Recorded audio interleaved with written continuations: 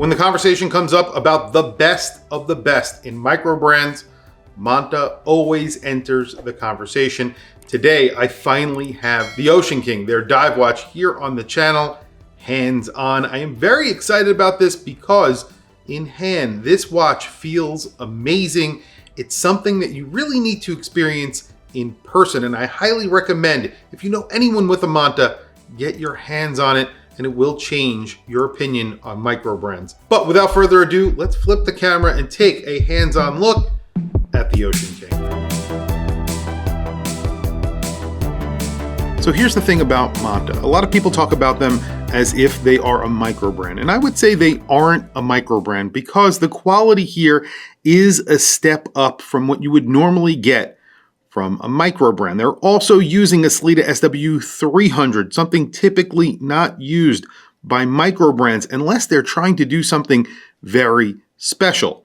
However, there is one aspect of this watch that I could point out very easily to you, and you would maybe understand what I'm talking about. When you look at the clasp on this watch, it is perfect. And there are not many microbrands that do a clasp like this. In fact, there are no microbrands that make a clasp like this. It's a fold over clasp. So you have a tab here that is flush with the rest of the clasp. It is perfect. The finishing follows through the clasp. It's uniform. It is perfect. Also, the clasp is extremely thin and it has on-the-fly micro adjust built in. This is a beautiful clasp that is designed and executed to perfection. So this is something that you don't see on other small brands. Now, you would see this on more expensive brands that are charging $10,000 for their watches because they're putting in the R&D, they're putting in the research to make a clasp at this level. Smaller brands can't afford that. So this is pretty awesome. Then when you go to the bracelet, just the feel of the bracelet, you get this silky smooth feel from the bracelet that you just don't get with all brands. There are some brands that execute a bracelet pretty well. This is consistent though.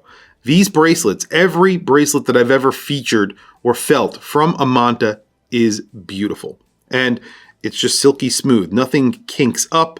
It's just really nice. But it's not only about the bracelet. Like I was saying before, you also get that Sellita SW300. This is their third generation. And much like Rolex, who I think they try and emulate, they keep on improving and making small adjustments, an evolution of the Ocean King. So this is the third evolution of the Ocean King. And if you read through some of their paraphernalia on this watch, they talk about the bezel action. They talk about the bezel and the improvements, the small improvements that they've made to the font, to the lume, to the pip in the bezel, to the bezel action. So let's listen to the bezel action. It is really good.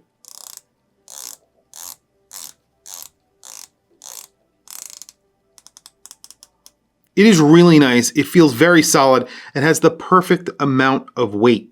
So it doesn't feel tight, but it does not feel loose at all. They've made improvements to the bezel. The bezel is ceramic, by the way. They've also made improvements to the dial. They have added more lume to the indices, so they say they are more intense.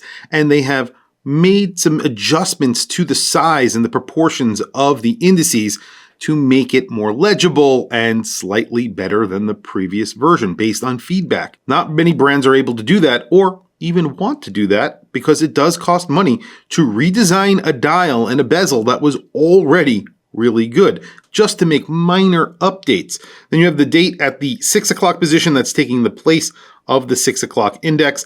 Up at the top, right below that 12 o'clock index, it has the brand name, Monta, of course, and then right above that date, it just says Ocean King and the depth rating. Ocean King is in red, and the depth rating on this is 300 meters. You do get, of course, a screwed-in crown and a screwed-in caseback. The casebacks on Monta are solid casebacks. You don't get to see that Sellita SW300. That would probably be one of my only complaints about this watch. I would love to be able to see that SW300 just because I like to see what I'm paying for. You're paying a premium on this watch because you are getting a premium product. You are getting a premium movement, a premium class, bracelet, and case. The case is finished very beautifully. It is polished on the side. You have crown guards. The top of the crown is polished and signed with the brand name, and the top of the case is brushed. There's a really nice edge to the case, and it feels beautiful. And of course, the bracelet is finished very nicely. It's all brushed, and again, you have a line of polish on either side of that bracelet that goes into that clasp. The watch measures in at around 40.6 millimeters, according to my calipers, 11.7 millimeters thick with 300 meters of water resistance. That is very good. And then a 47.6 millimeter lug to lug and about a 5.3 millimeter crown. It's very grippy. I would like to see that a little bit larger, but that is my opinion. I think it works really well with the proportions here. Plus you have those crown guards.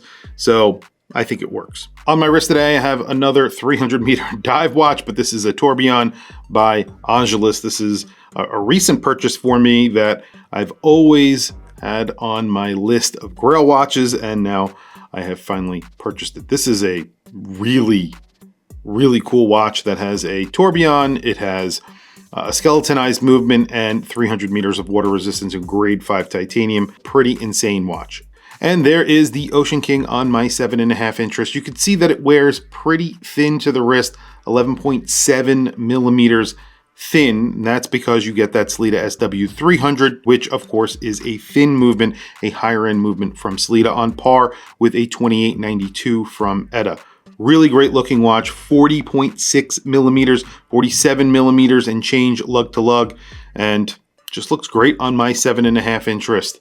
Tell me what you guys think down in the comment section below. And there you go, Lume, very good on here, very liberally applied to the hands and indices, and you have a little bit of Lume on that second hand so that you can see that it's working in the dark. I love that. Of course, you have the date at the 6 o'clock, so there is no Lume there. Other than that, everything is very nicely lumed. Then you have a lume pip in the bezel to give you orientation in the dark. I really love this watch. I think it's a really nicely made dive watch. If you're in the market for a higher end dive watch, but you don't want to spend a lot of money, these are the guys to go to because they are making a high-end dive watch that you can get for $2,250. I know that sounds like a lot of money, especially if you're looking at micro brands, but like I said earlier in this video, I don't consider them a micro brand. They're an independent brand making everyday watches like this, an everyday dive watch, something that's on the thinner side that you could use every day with a beautiful bracelet and a beautiful clasp that will fit your wrist perfectly no matter the situation. When you think about independent brands, usually they are trying to make something different and weird. However, this time they did not. They tried to make the best dive watch that they could make for the money, and that's what they've made. They've made the best dive watch that you could buy for the money at a very good price considering the quality. That's what I think. Tell me what you guys think down in the comments below. I want to hear from you guys. Please also don't forget to like, subscribe, hit that bell icon. It's super helpful for the channel and I very much appreciate it. I will put a link to Monta down in the description below. If you're interested, definitely check out their website. Anyway, guys, thank you for logging on. Thank you for watching this video. I will catch you guys in the next video.